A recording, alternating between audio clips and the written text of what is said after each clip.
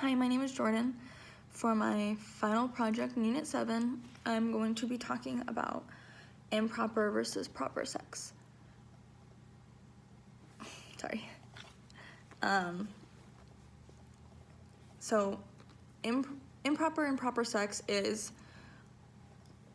all up to society's definition. Society deems, so we'll just say, for instance, in the United States, our society here deems what is appropriate, what is okay, and what is acceptable and normal. That would be the proper side of sex. And then improper sex would be things that are deviant, considered amoral or wrong, or weird, I guess. And it's an incredibly fine line on what is improper or proper.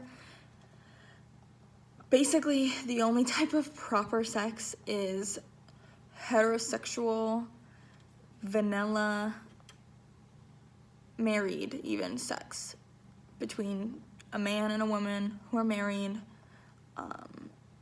In the extreme case of what is considered proper, it would only be for procreation, not for pleasure, especially not for the woman. And improper sex would be any type of homosexual, LGBTQ, disabled, kinky, any type of pornography, like watching or participating in it, or having a fetish would be considered improper. And that's really, I think, stigmatized, as all of those are, and they're all considered improper because I believe over the centuries, it is going back centuries, improper sex has stemmed from religion,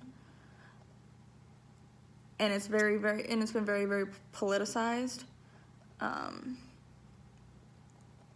Especially women are so often like the target of like strict rules and expectations in regards to sex. And,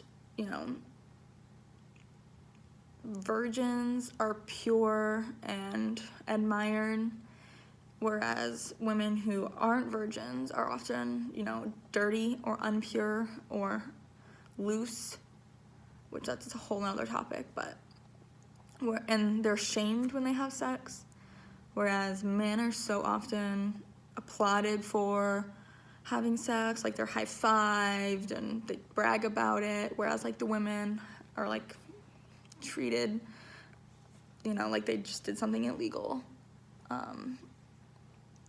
So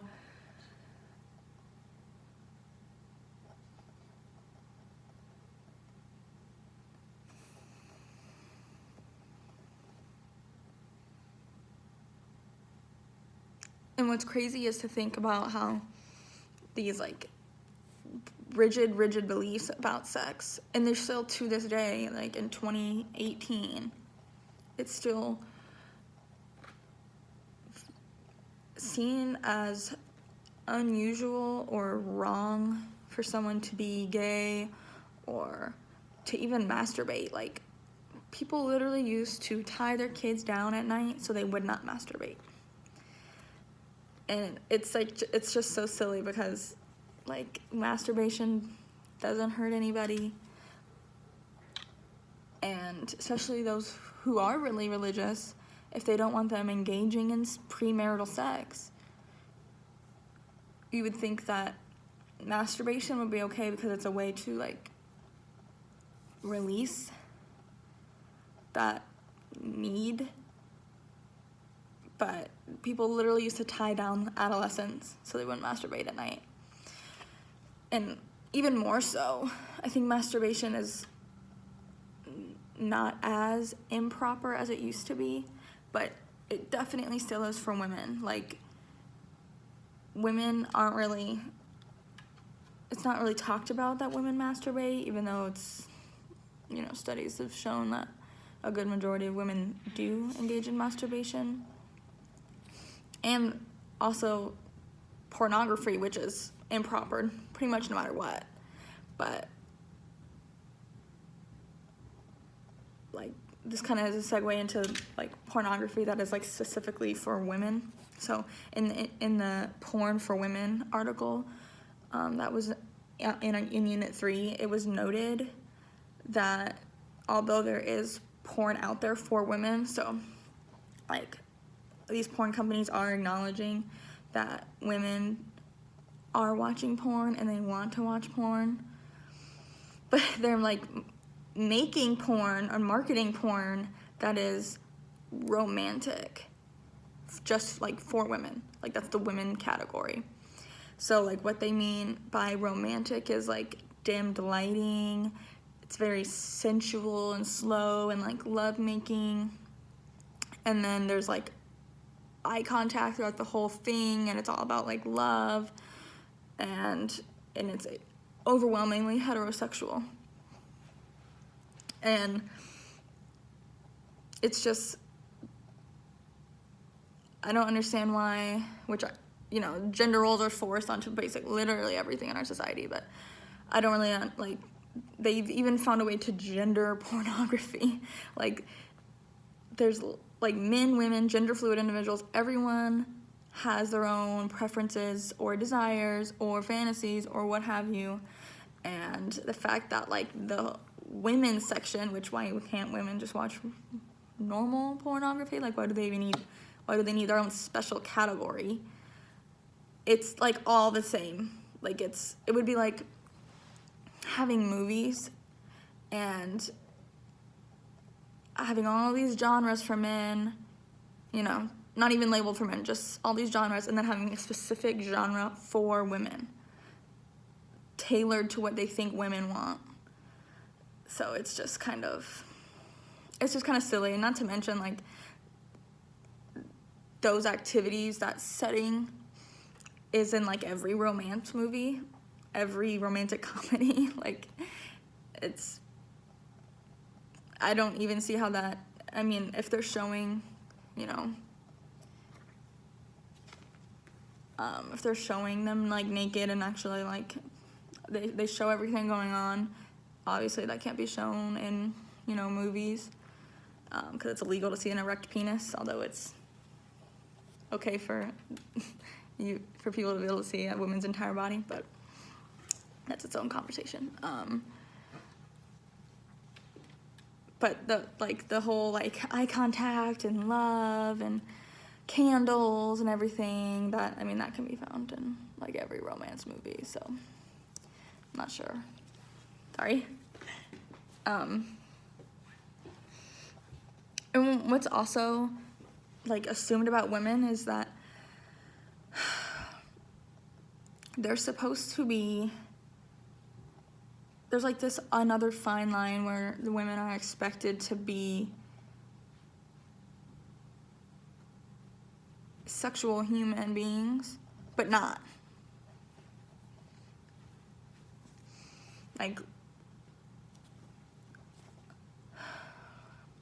Like, women aren't supposed to be flamboyant about their sexuality, they're not supposed to, but they need to be sexy still, It's almost like women are expected to almost be asexual and only be interested in, like, romance and love, and only men are interested in sex and enjoy sex and want to have sex. And, asexuality is, like, another concept, another thing, another improper form of sex that people just, for some reason, just can't grasp or understand. Like, people have this notion that women aren't interested in sex and don't want to have sex. Yet, when someone identifies as asexual, people are like, how? Like they don't understand it. Like, they don't understand how people couldn't be sexually interested in other people, or how they couldn't want to have sex or desire to have sex or have the urge to have sex. Like, in the asexuality podcast, Sarah talks about how, like, asexuality is not aromantic. They're not, like, synonymous for each other. Like, you can be asexual and still want and crave romantic relationships with people, and then vice versa. Like, people can want just sex and not want to be in relationships with people, which I think that's the more of the side of the coin people understand better. But she also compares it like asexuality to like chocolate, or I guess sexuality to chocolate. Like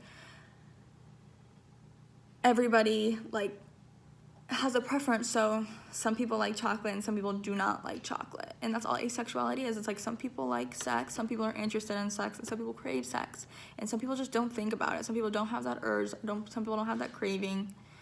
I think that's the most simple way to put it, and I think that's like the best way for people to actually grasp it. And she also goes on to talk about how those who are asexual are often seen as broken or in need of therapy, or like they just haven't met the right person. And those same thoughts go along with the LGBTQ community. Like people think like it's, first of all, there's like the side of people who think it's a choice, but there's also those people that are like, well, if you have therapy, like conversion therapy, or not even that extreme, just regular therapy, or if you pray, or, you know, if you meet the right person, or like you just don't know that you're straight yet. People like actually believe that. So basically any improper sexual activities or beliefs or activities are improper if it's not, you know, male, women, married, in love, sex. Like vanilla sex. And what I mean by vanilla sex, I guess I should have defined this earlier, would be like no sex toys, no kinkiness, just like, I think like just missionary, plain sex, like vanilla, which is another good segue into my point about kinkiness and sexual deviancy, which is, so, and I mean that strictly as, you know, deviant means straying from the norm, so what is perceived as the norm. I'm not saying that having a fetish or being kinky isn't normal, but in society's eyes, normal has been defined as proper. So, and I remember for my discussion board for this, I did talk about how fetishes were deemed, and I also said earlier, improper, and how there's like a huge stigma towards sexual fetish. So, and it's really frowned upon, and people like are oddly grossed out and creeped out by it. But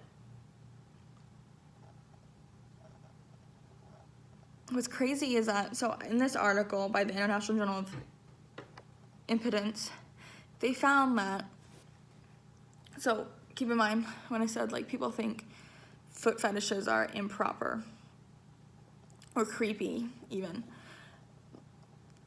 33% of all fetishes, and think about all the tons of different fetishes people can have, are foot or shoe related, or like object of the body related, which is so interesting to me how like society as a whole, like if somebody has a foot fetish, they're really like, people kind of like deem them to be creepy and gross, and it's wrong. But I don't see how it's any really different that, or they're called amoral, but how is it any different when like people are attracted to like butts or breasts, or, you know, people are attracted to different things, and if it's not hurting somebody, if it's not, you know, morally wrong, and I know moral is a hard thing to define, but like I mean like hurting someone, like you're doing something towards another person that's unsolicited and harmful, I just don't see why people would care. Like, I don't understand, and this kind of ties it all together. I just don't really understand how anybody, unless it was